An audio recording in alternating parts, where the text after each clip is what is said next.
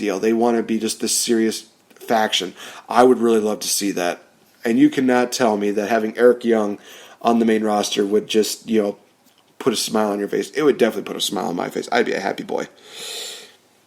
Aiden English took on Sami Zayn in a very interesting matchup, to say the least. Aiden English won with a roll-up, and I know that my friend AJ actually mentioned this, said that Sami Zayn was basically just now a complete jobber, losing to everyone. Here's the thing. With Sami Zayn, I think that he's got a little bit more potential right now than Dolph Ziggler has. Because here's the thing. With Sami Zayn, he still has a lot of the credibility that he built up in the independent scene, whether it was Ring of Honor or PWG. He established something, so they definitely could tell that he's got a lot of credibility to it. With Dolph Ziggler, he was just kind of one of those guys that just, kind of popped in and out. First he was a cheerleader, then he was a caddy driver, and then he turned into this guy just smiling and shaking hands saying, "Hey, I'm Dolph Ziggler." Then turning into one of the best... Jeez, I actually forgot to turn my alarm off, and that just scared the crap out of me. Man, I oh man, I hit that alarm and I almost forgot what I was talking about. Oh, right, Sami Zayn is one of those guys who definitely has a lot of potential, and I think that comparing him to Dolph Ziggler would be a bit of a travesty. Dolph Ziggler is going to be a jobber no matter what, and I think that he definitely is on the road to being maybe either axed or sent down to NXT. I would hope to see him in NXT. That would actually be kind of cool. But what more is there for Dolph Ziggler to do, really? For Sami Zayn, yes, he's losing consistently, but there is still a chance that he gets that one victory that establishes him as a main event level guy. Oh, God. And the post-match deal. Mike and Maria Kanellis come out, and they say that they love each other, and they love that Sami Zayn has lost, and just...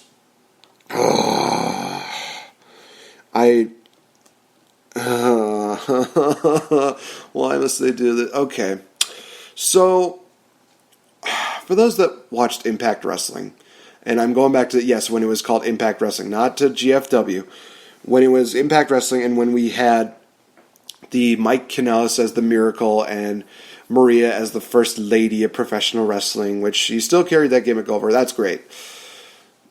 It was one of those things where, I still have the same feeling about Maria where it's like, she's generating a lot of heel heat, and it's just kind of those things where as soon as she opens her mouth, it's like, just shut the hell up. It's kind of one of those deals. It's not one of those things where I would want physical harm to come to her, although if Becky Lynch or somebody like Charlotte were to maybe T-bone suplex her or lock her in the figure eight, that would actually be kind of cool too.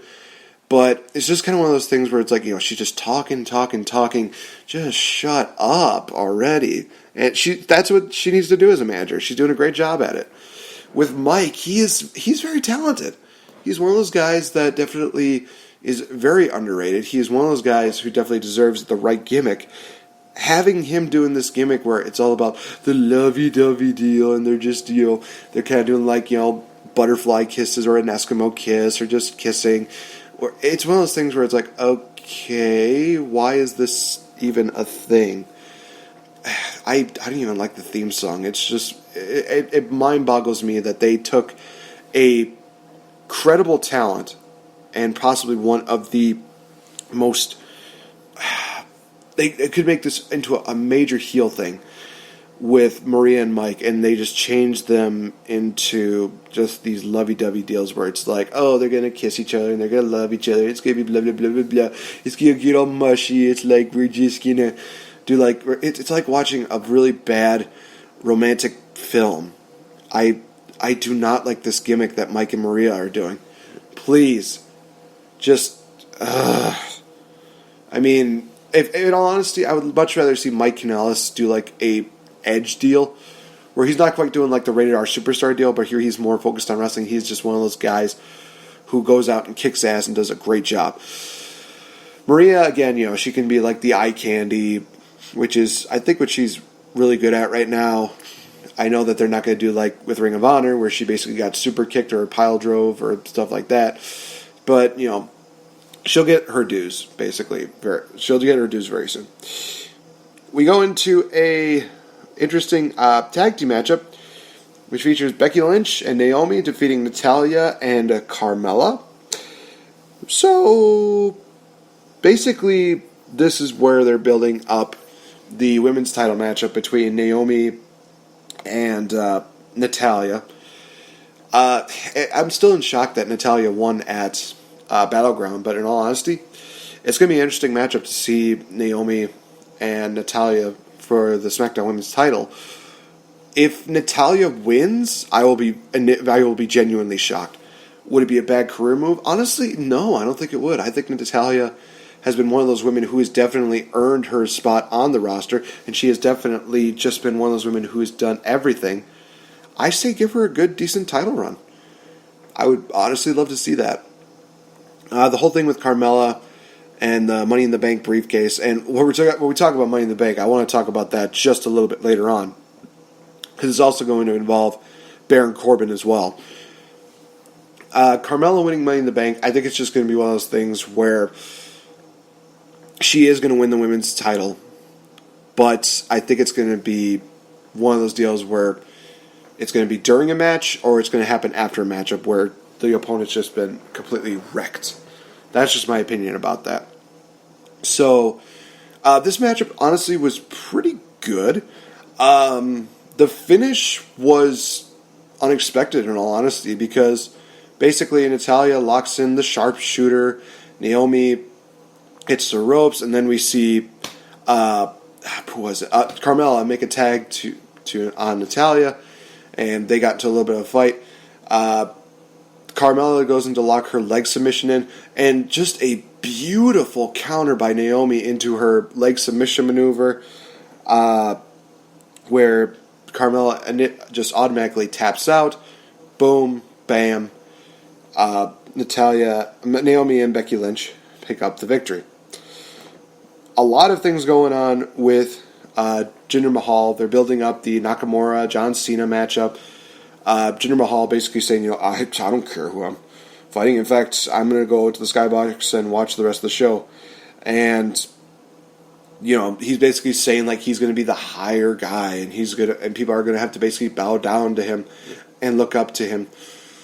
So, okay, I get where they're going, and this is one of the first few times that we are actually seeing somebody with international flavor really being the main heel villain as well as the world champion. I mean, the last time that something like that happened was, oh boy, oh my gosh, was that the Iron Sheik when they did that? Holy cow! Yeah, I'm totally fine with that. I think that they used the whole USA versus whatever country so many times that it gets annoying. Somebody actually asked me this question. The TJ with WPW and ACW, he asked me the question: do you feel like the whole USA versus whatever country it is getting old? Here's the thing: it's getting old because it seems like it's always a yearly thing that they do that. Just like for about 3 years, there was a deal where it was like, Impact Wrestling versus whoever. I think it was TNA versus MVP, or TNA versus GFW, TNA versus Aces and Eights.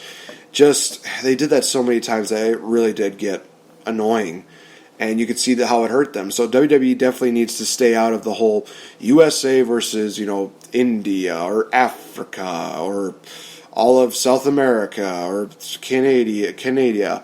It just lay off that just a little bit. I think that what Jinder Mahal is doing, I am actually okay with, because here's the thing, is that it's one of the first few times that you actually get to see somebody from India really promoting himself as a world champion, as a huge, world-class guy. With Jinder Mahal, he also, went from being this jobber to thinking himself as like the greatest thing to come out of the country. And I really like that. I think it's really good because, A, it gives India somebody to root with, and B, it makes it seem like, again, not that India is like the greatest country in the world, but it's one of those things where it's going to get, under people's skin. He's generating heat. So there's going to probably be a little bit of hard connection for some fans, but I really like what they're doing with Jinder Mahal. I'm happy that he's WWE champion.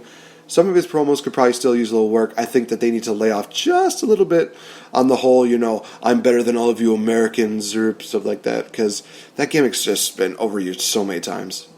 So kind of lay off on that just a little bit. Rusev took on Chad Gable in what was a surprisingly really good matchup. Chad Gable, ever since he had that match with AJ Styles, oh my gosh, he has been just absolutely on fire. A lot of people were worried about how Chad Gable and Jason Jordan were going to be, separated. The fact that the two of them are kind of staying true to the word, because when Chad Gable found out about Jason Jordan going to Raw and them basically splitting up, the initial reaction was, oh god, they broke up another tag team. What are they doing? Here's the thing about this, is that Chad Gable actually said, yeah, we may be broken up, but we're not, technically broken up, because here's the thing. We can definitely come back together as a tag team and still be just as good as we were. But we need to definitely challenge ourselves and go out and fight in singles competition and prove ourselves there. I loved that answer. I thought that was actually really good. It was kind of one of those I wouldn't say best ways to break up the team, but it was one of those things that really made it so it's like, oh, we're still going to have, American Alpha. Chad Gable definitely showing his wrestling background, and he just took it to Rusev. I was very surprised by this. I mean, belly-to-belly oh my gosh, the almost trifecta of belly-to-belly suplexes that Chad Gable did to Rusev was, my jaw dropped. I was just absolutely astonished and amazed by that. It was just, wow. A German suplex to Rusev, the moonsault to Rusev. Chad Gable impressed a lot of people tonight. Not tonight, on SmackDown. But in the end, Rusev hits the super kick, followed by the accolade for the victory. Rusev, again, looking like a Bulgarian brute, and that's good. Totally fine with that. But Chad Gable definitely shone in this matchup, and the more that he does that, the more that I think that people are definitely going to see him being a credible star. He may even be in contention for the United States Championship. Somebody actually posed this idea, and this will definitely transition very well into what happened next. We'll do the transition first, and then we'll talk about my point that I wanted to make. Rusev then said that he doesn't have a match for SummerSlam and he wants competition. Out comes Randy Orton. Basically, Randy Orton says, you don't want to mess with me, I'm a Viper, and blah, blah, blah. Rusev, looks tough. He just gets him to come into the ring. And then Rusev looks like, I don't want to fight. Charges Randy Orton. Orton hits an RKO, and we get Rusev versus Randy Orton at SummerSlam. Awesome. Just awesome. I'm actually looking forward to seeing how this match goes down. I think Randy Orton versus Rusev would be a really good matchup. And I think it's going to be one of those matches that's going to add to Randy Orton's terrible loss record for this year, because somebody actually mentioned this, and I I kind of agree. This has been a really bad year for Randy Orton as far as pay-per-view wise. He lost at the Royal Rumble. He lost at Payback. He lost 3 consecutive times to Jinder Mahal at 3 consecutive events, and now more than likely he's going to lose to Rusev at SummerSlam. Because I think right now, if you want to build Rusev up again, you already had him lost to John Cena. Don't have him lose to Randy Orton. I think that Randy Orton needs to be one of those guys who builds up great matches and puts over a lot of these younger talents, because he's getting up there in age, and I think it's just one of those things that it makes the most sense. So hopefully we see Rusev win. That'd be kind of awesome. And honestly, I would love to see Rusev and Jinder Mahal team up. That'd be kind of cool. And then build up to a Rusev face turn where he and Jinder Mahal battle. I would like that. That'd be cool. But the other point I wanted to make was that concerning with Chad Gable, somebody actually pitched the idea of Chad Gable